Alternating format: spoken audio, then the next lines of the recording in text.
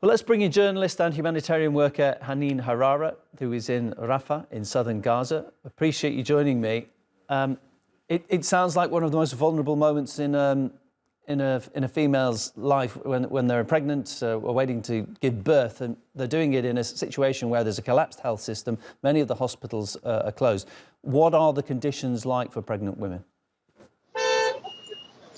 Well, it's dire conditions here, and it is miserable circumstances that thousands of mothers are witnessing. We talk about 50,000 of mothers or the Palestinian female who have been pregnant and wait to getting birth in these conditions. We talk about 180 women getting birth per day, every day, from the beginning of this aggressions against innocent people here all over the Gaza Strip. Right now, I'm standing in front of Al-Kuwaiti Hospital, which is supposed to be the hospital functioning for those mothers to getting birth and delivering the babies, but it is not anymore because of the huge shortage of medical supplies, and even there is no enough medical staff there. There is just one hospital, the Emirate Hospital, which is functioning right now for dozens of thousands of female here who are waiting their babies. And this hospital, unfortunately, with no enough supplies, with no enough staff, with no enough medical care and medical health, there is a humanitarian collapse there. There's a catastrophic issues there. We talk about those mothers who are forced to displaced from their homes to the southern Gaza Strip, who are forced to getting birth in the streets, in the tents, in the schools, where no enough clean water, where not enough even clean bathrooms, where no enough access to the food or water, where not enough even food for those mothers to make some even praised milk for the babies. So they are suffering from several sides here. When we talk about those mothers who are trying their best to feed their children, but those babies, unfortunately, are born with,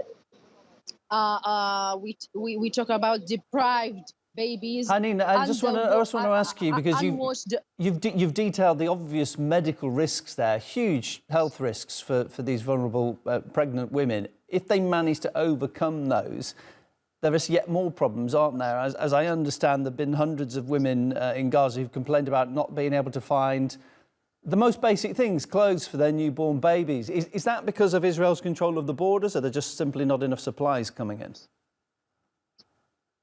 Well, when we talk about the babies, when they just getting birth, when they getting birth deprived, unwashed, and underfed because of the horror and the terrifying that mothers are feeling from the airstrikes around. When these babies are screaming all the night from the airstrikes around, when the mother itself getting birth in a minute and losing her family in the other minutes. So imagine with me how she depressed and how they are feeling even.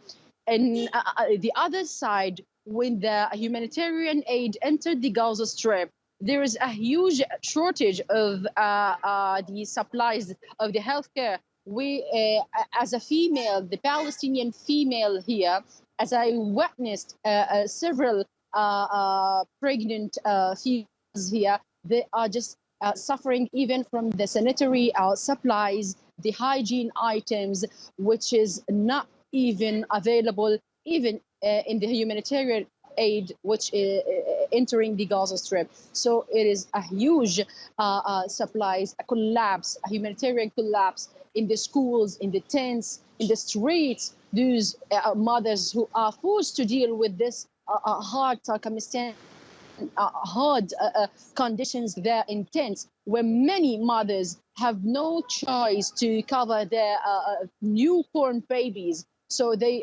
deal with it with some even to, or even the mother clothes to cover their children. So this is a miserable situation that the mothers here are just grow and even couldn't overwhelm these conditions. That's journalist Haneen Harara bringing us, I think, painting a picture of the severe challenges, the difficult conditions that pregnant women are facing there in Gaza. I appreciate that.